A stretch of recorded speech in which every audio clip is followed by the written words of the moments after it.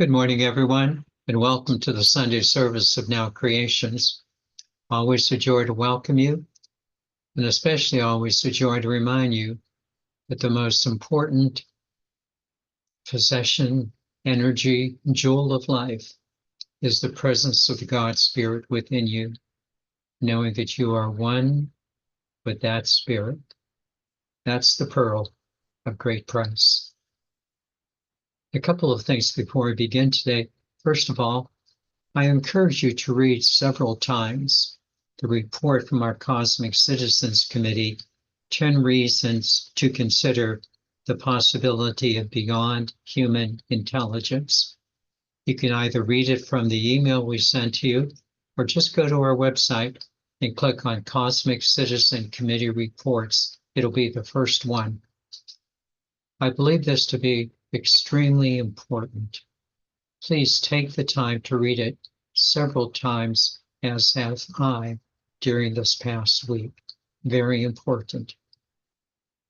And tonight, if you're able to join us, happy to have you for What is Light Body from 7 to 8:30. My dear friends, we're going to have a heavy teaching this morning. Sit down, relax, enjoy it, and let it just settle in. Several of you, and I do mean several of you, have commented on how this recent series of teachings wherein the Holy Spirit is now your master control, that you are allowing the guidance of the Holy Spirit not only to be the last word in what you do, but rather it is now becoming the first and only word in what you're doing. I so applaud you for making this shift to first understanding and consulting the presence of the Holy Spirit as your guide in life, both in your life circumstances and especially how many of you have come to understand the importance of having the Holy Spirit as the basis of your spiritual independence. This teaching on spiritual independence illumined what so many of you have been feeling, but perhaps just did not have the right words to express. And it is precisely this area of the Holy Spirit guiding your life that I will continue this week and next week. This week, I will focus on what seems to be a limit of what the Holy Spirit is able to do, namely, to see what effect the Spirit can have on your physical body. I will begin with a brief review of the last 2 weeks' teachings on the master control of the Spirit, and then address this very elusive area of the Spirit's impact upon your physical body. Today's teaching is aptly entitled Spiritual Control of the Body. It is a heavy teaching. Let's begin. In the teachings of the past 2 weeks, we have presented the guidance of the Holy Spirit. First, in the circumstances of your life, and then in your relationships, especially highlighting spiritual independence in both areas. These 2 teachings concerning your life circumstances and in your relationships, while challenging, are clearly seen to be doable. They are doable. You can make the adjustments you need to make to not allow the world to overcome you, nor to allow your relationships to overcome you. You can do these things. You can become spiritually independent. Now, please listen carefully, a little heavy. For in each one of these areas, life circumstances and relationships, it's simply a matter of changing your thoughts and your emotions of how you look at a situation.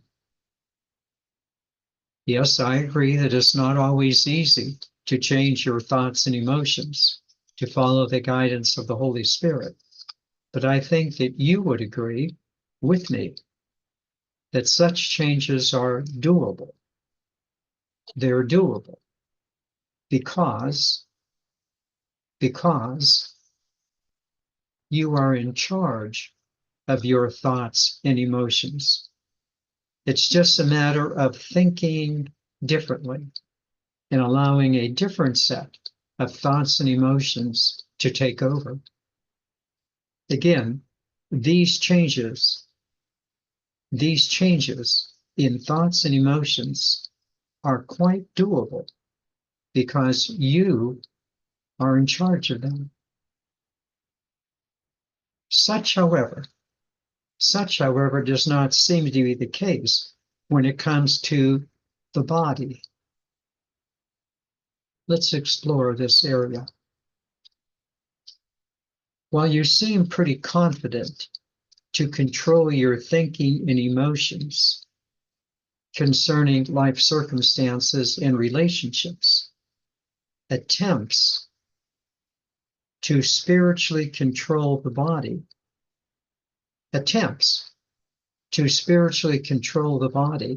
often seem quite beyond your control. For example, how many times have you had a cold or sore throat and said that I will allow my spirit to heal it? But it doesn't happen. And then you end up taking medication. Or how many times have you heard of someone or knew someone with a cancer or a serious illness diagnosis, and they confidently say they're going to beat this illness, that they don't, and then they pass?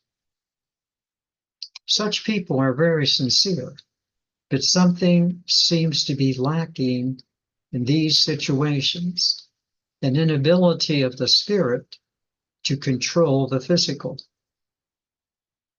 Additionally, we are well aware of advances in alternative medicine, from herbal teas to Reiki. And while there have been anecdotal successes in these areas, there's also been many, many failures to deliver.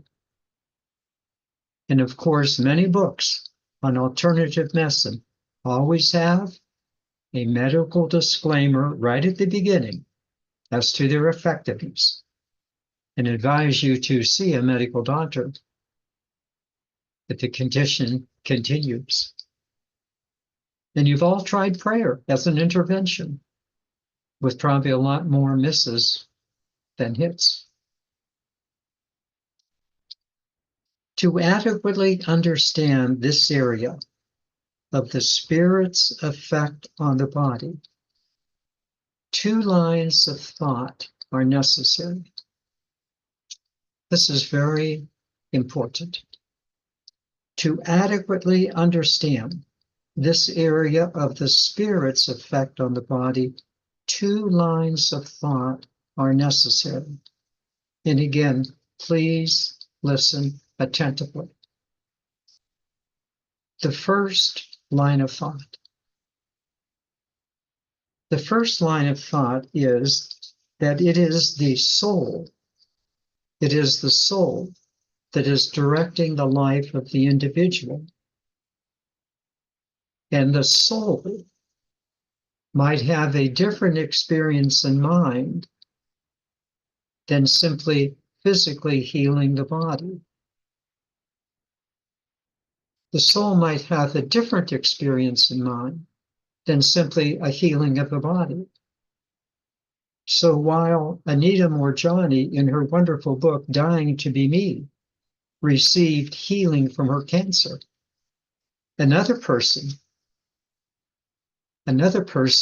might have another direction from their soul, perhaps teaching the cancer patient that the body is simply a temporary form that will eventually be compromised into physical death. Another experience that the soul might have in mind. That is very important never to compare an external healing or the lack thereof,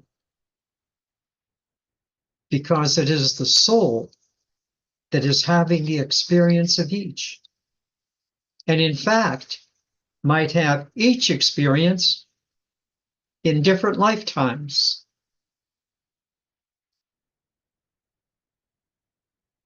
This first line of thinking is very important to keep in mind.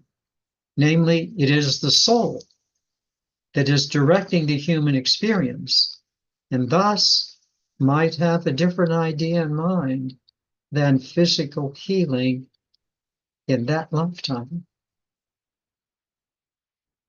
This is the first line of thought concerning the spirit's impact upon the body.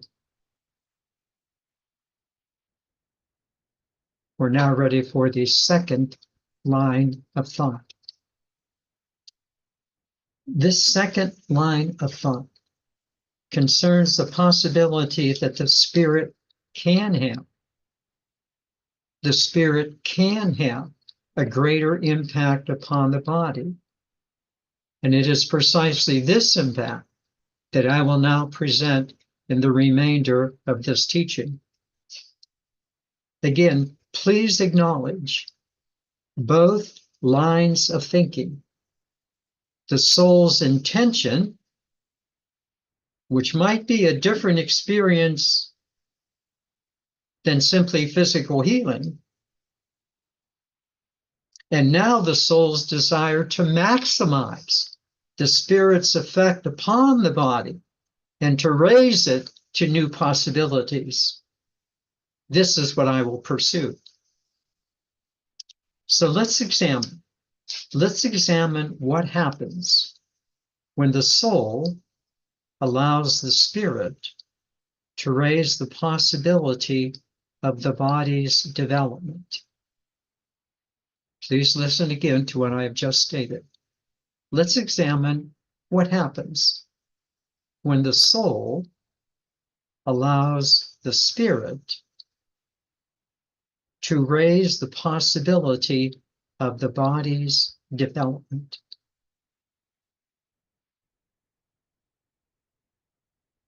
A couple of introductory comments are in order. This first one is very important. First, I think it is accurate to say that initially we did not have either the proper understanding or the tools that are necessary to maximize the soul-spirit's relationship to the body. For the longest time, we didn't have the understanding and the tools of how we could maximize the soul-spirit's relationship to the body. Slowly but surely, however, this understanding and the tools necessary became available in several wonderful books and writings over the years. For example, that wonderful book, The Biology of Belief by Bruce Lipton, understanding that environment influences DNA. Energy Medicine by Donna Eden. The Genie in Your Genes by Dawson Church. And a modern day classic, A Course in Mastering Alchemy by Jim Sell. These more recent books, blended with earlier books, such as What is Light Body by Tashira Tachi-Ren, which we study every Sunday evening, and an Ascension Handbook by Tony Stubbs, which we will be studying shortly. These books have given us a better understanding and the tools to maximize the effect of the soul's spirit upon your physical body. Secondly, the simple point is that the time has come. The time has come for us to take a new look on how the energy of the soul spirit might affect the physical constitution of the body. Previously, human beings, regardless of how old they were or how good they look, were ultimately confronted by those three big problems highlighted in Buddhism. You know them well: illness, aging, and death. There just seemed to be no other alternative. And there wasn't under the old understanding, despite the desire of the soul to know more and to have a better impact upon the body. A third comment. This third comment takes understanding in two ways. Please listen very attentively. First, realize that as a human community, a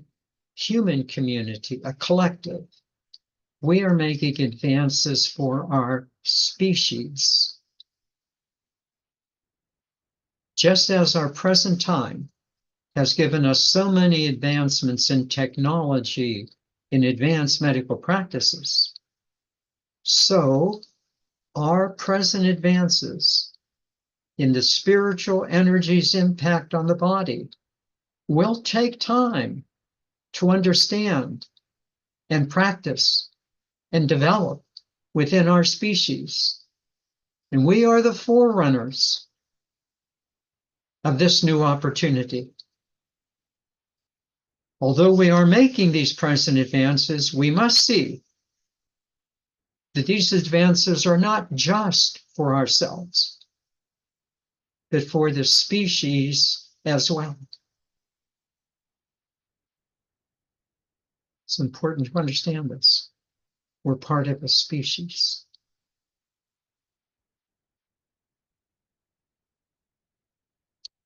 And secondly, to those of you who are dealing with illness and aging, and perhaps imminent passing in the next few years, please realize the peace and the calmness that is available to you in these two ways.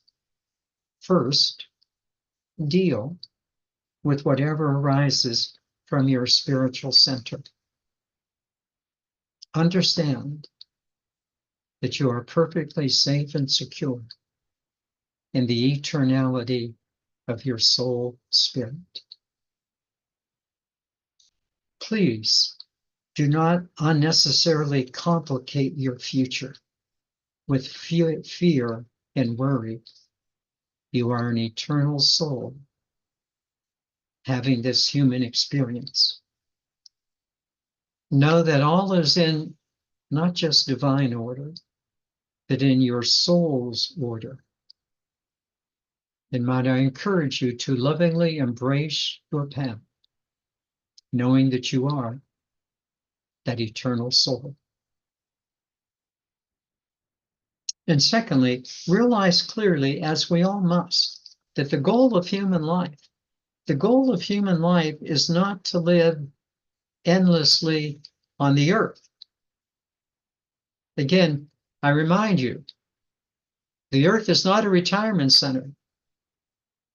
And you don't get more points for simply living longer. Bob Monroe, in his wonderful book, The Ultimate Journey, reminds us that we are here to learn the lessons we need to learn from the earth experience, and then to move on to our next phase of spiritual expansion. He clearly saw, as did Jesus, and all of us must, that the earth is an interim experience. Very powerful, but not a forever experience. Okay, with all of these preliminaries, which will take time to digest, And I encourage you to listen to this teaching again and again.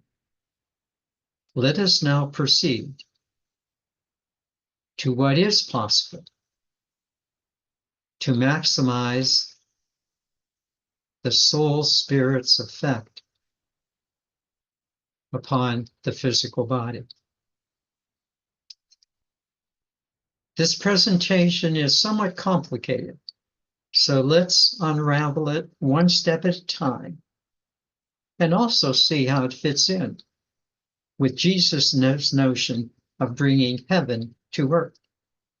Again, it's a little complicated and has many parts, but we're ready for it. One step at a time. Here we go. The first step. The first step is that everything is made up of energy. Science clearly recognizes this, obviously in physical bodies, that every physical body, such as a stone, a plant, an animal, and even your physical body, is made up of energy. Probably some of you have had an MRI, perhaps recently. This is a crucial first step, that everything in the physical order is made up of energy, frequencies, vibrations. The second step. The second step is the recognition that not only are physical forms made up of energy, but also your thoughts and your emotions are made up of energy. And your thoughts and your emotions affect the physical energy of your body.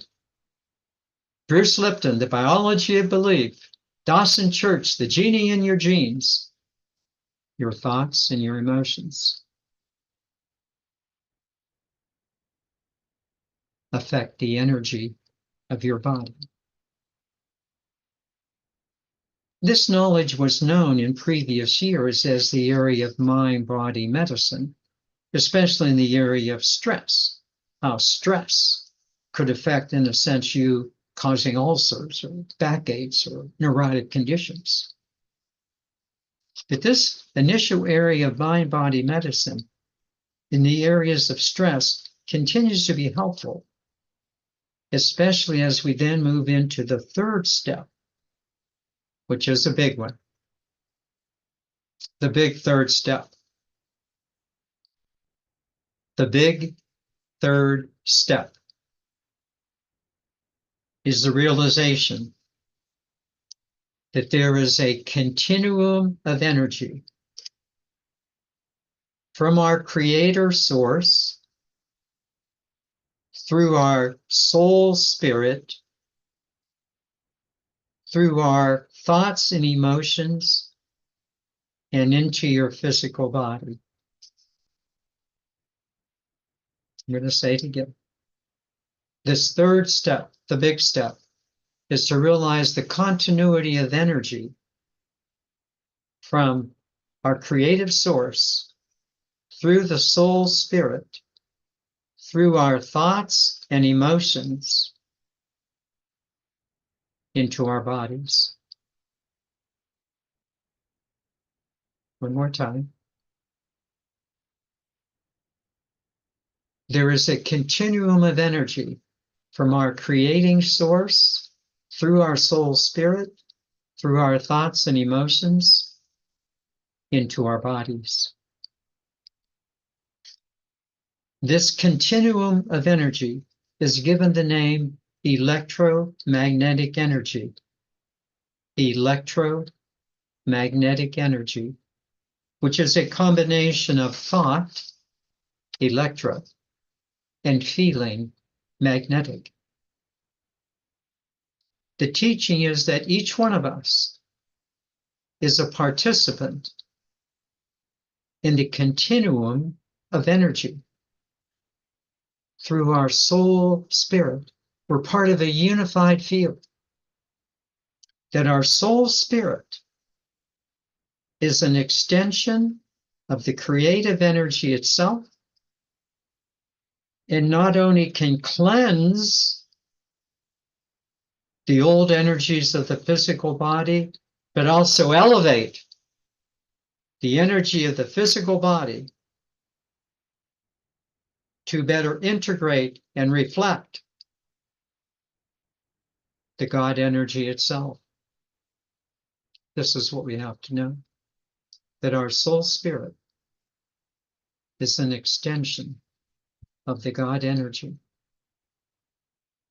And this extension of the God energy as us, as soul spirit, can release the lower energies of the physical body, and in fact, better integrate and reflect the very energy of the divine.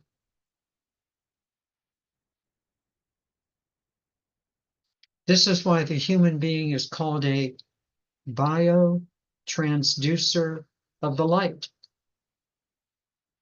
We are a biological being transducing the light of God by the thoughts and feelings of our minds and emotions. And when our thoughts and feelings are guided by the soul spirit, then we are able to transduce, to change the light of the Creator into mental, emotional, and physical forms of light and love. That's the truth. That the human physical body, when guided by the thoughts and feelings of our mind and emotions, and when these thoughts and feelings are guided by our soul spirit, we are able then to transduce, to change the energy of the God Spirit into the light and love of the divine itself here in the material realms, bringing Jesus's vision of heaven to earth. That's the truth.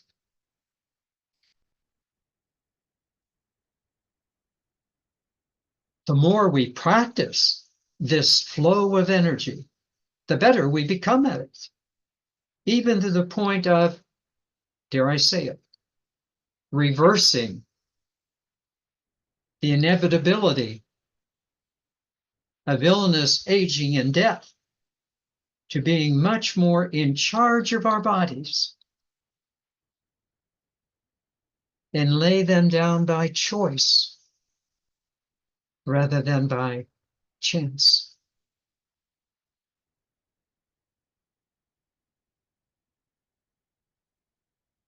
The fourth step. Taking the time to understand this process and to put it into practice. For those of you who are ready for it, it's a big step forward. It's a big step. Such a step forward is not only, and listen well again, not just a step forward for you as an individual, but also it's a step forward for our species. We are developing a light body in a physical body. And I believe that more and more of humanity will embrace this energetic path in our future.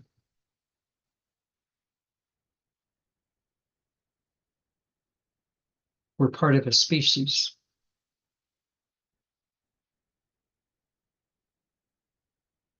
Two things are important before we conclude. The first one is to inform you that such a path forward is presented in all of the teachings of Now Creations, but especially in the Monday night meditations. Our Monday night meditations from 7 to 8. Each Monday evening, we focus on how we can bring this light energy into our bodies and elevate our physical bodies to be biotransducers of the light of spirit, bringing heaven to earth.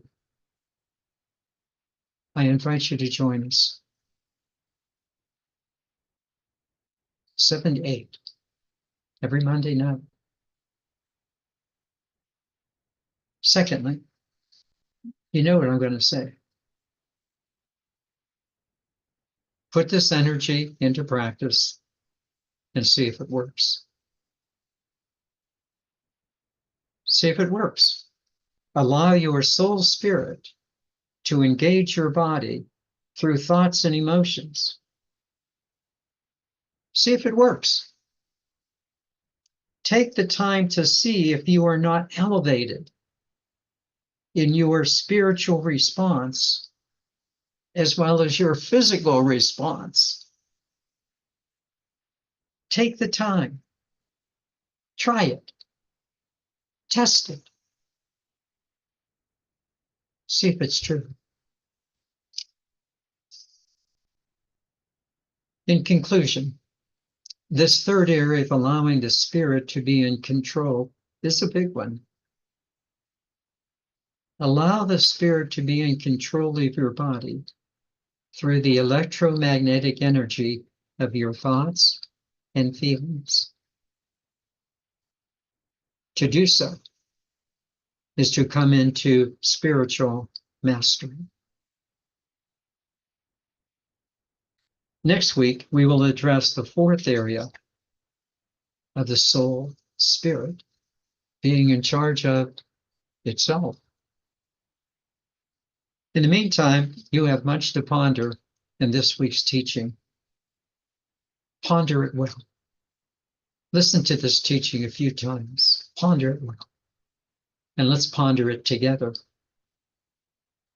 We, as a spiritual community in Now Creations, are doing well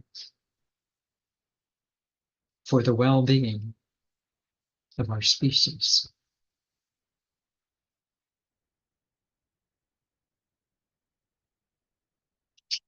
Let me now take you into meditation, and what a joy it is to do so.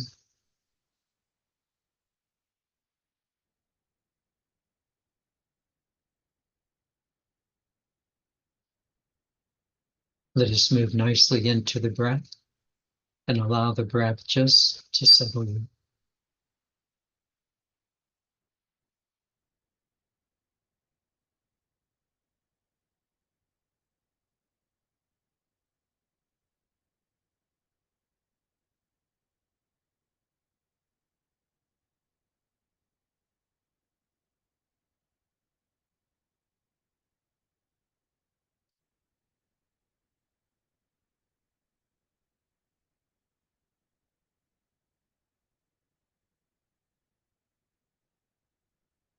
There are a lot of components in today's teaching.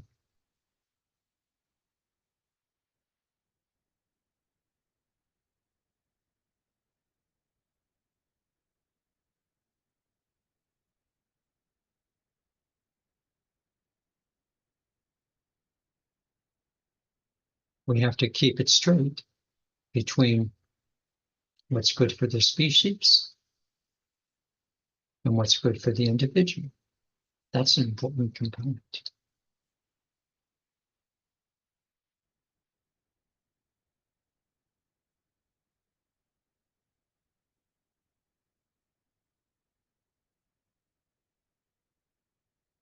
That in now 50 or 100 years from now, people might take this electromagnetic energy of the light of God as just natural and normal. We are the ones on whose shoulders they will stand.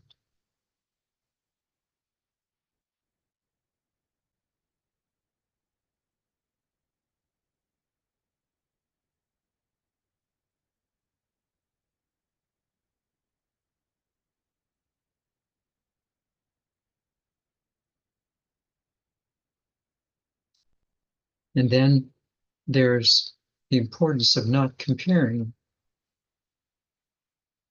to others, that the soul is guiding you.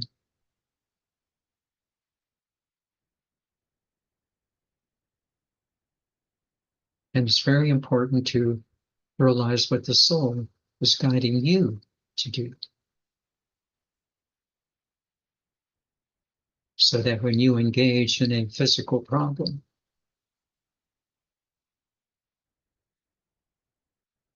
you not unduly think, well, I should kill myself.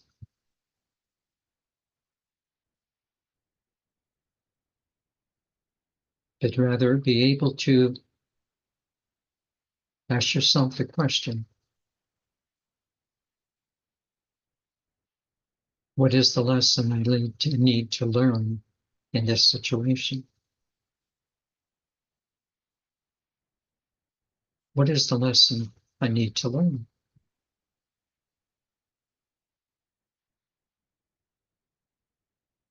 It could be healing, or it could be an appreciation of the medical profession,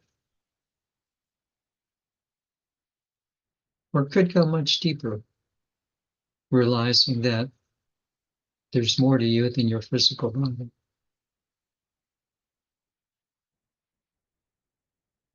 Just important to realize that your soul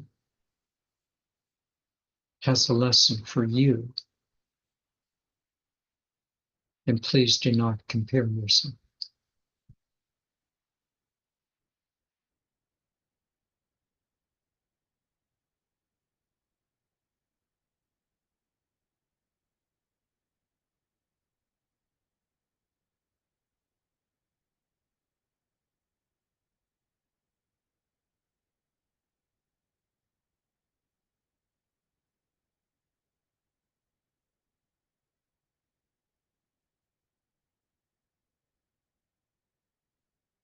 What's the lesson for you?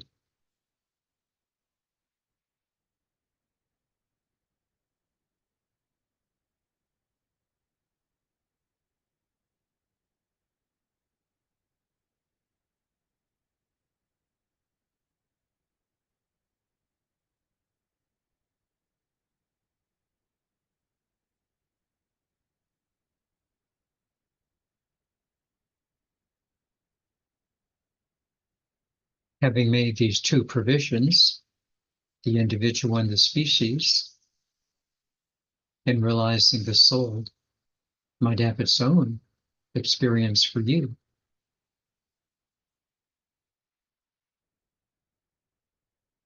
We also realize that we now have a better understanding and better tools of how the spirit might affect the body.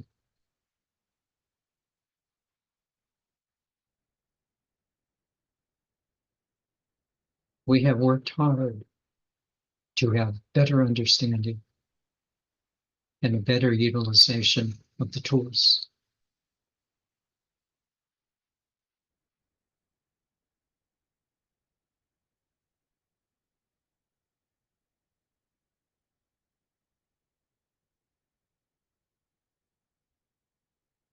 So if this is the pathway forward for you,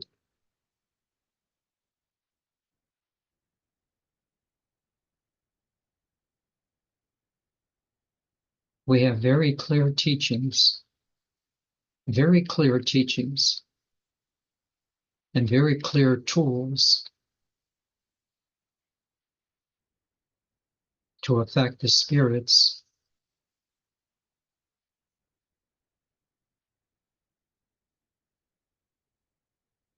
elevation of your physical body.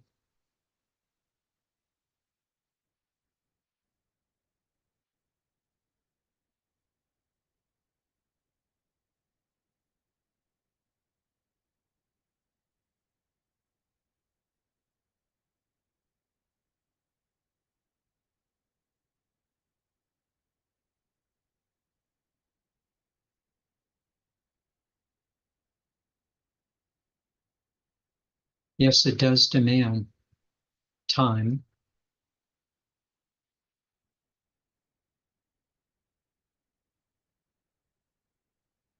practice, perseverance.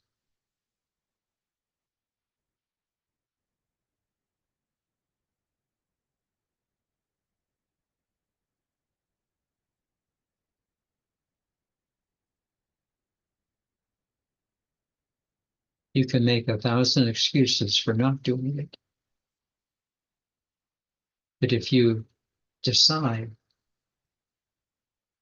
to put in the time and practice and persevere,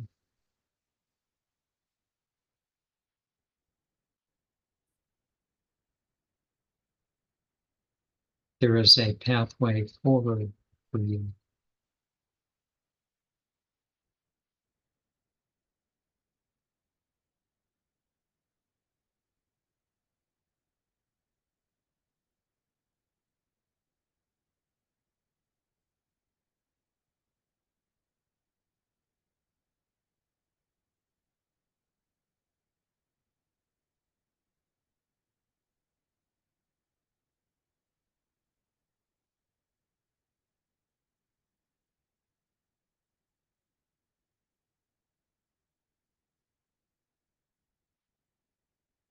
As you're sitting here right now, right at this moment, would you just notice how powerful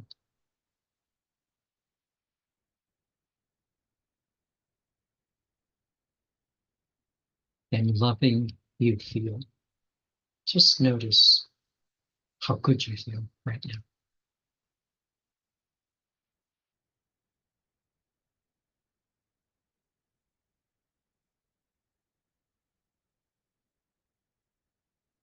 And would you notice how this power and love is simply coming from your connection with the God Spirit?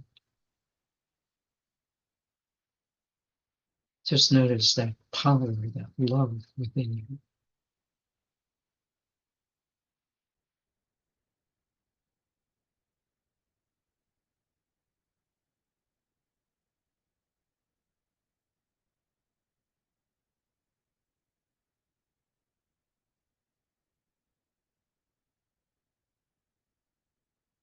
And then, and then, would you just say to yourself, let me take this power and this love from my Creator through my soul spirit. I feel it right now. Bring it into your thoughts and your emotions. Live this way and see the impact it would have on your physicality.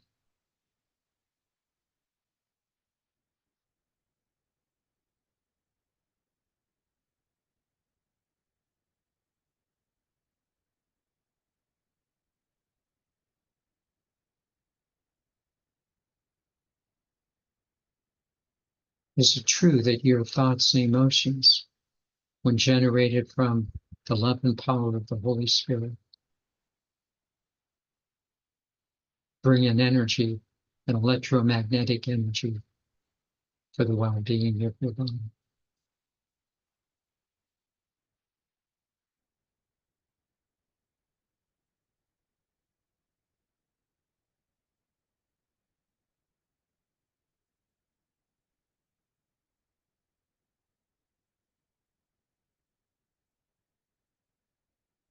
Join us on Monday night and see,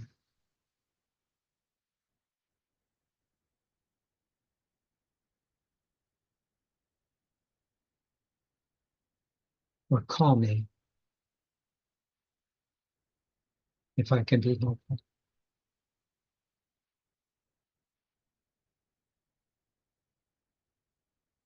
But let's be clear, there are two lines of thought. And your soul might be teaching you something else.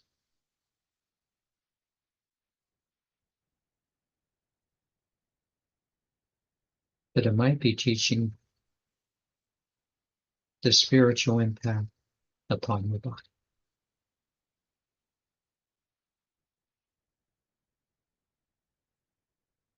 And remember, you're part of a species.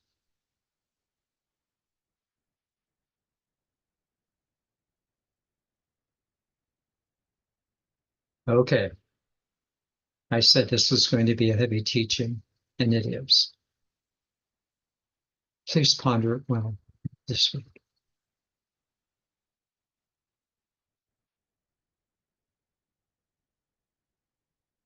Could we not say that heavy is very akin to powerful, strong?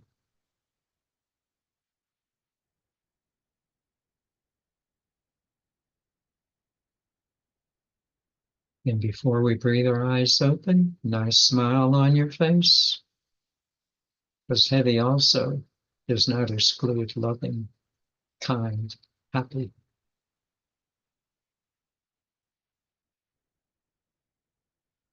So, with those qualities, let's return to our breath. Know that we have a strong foundation, but we also have a very present love within us. And gently breathing our eyes open.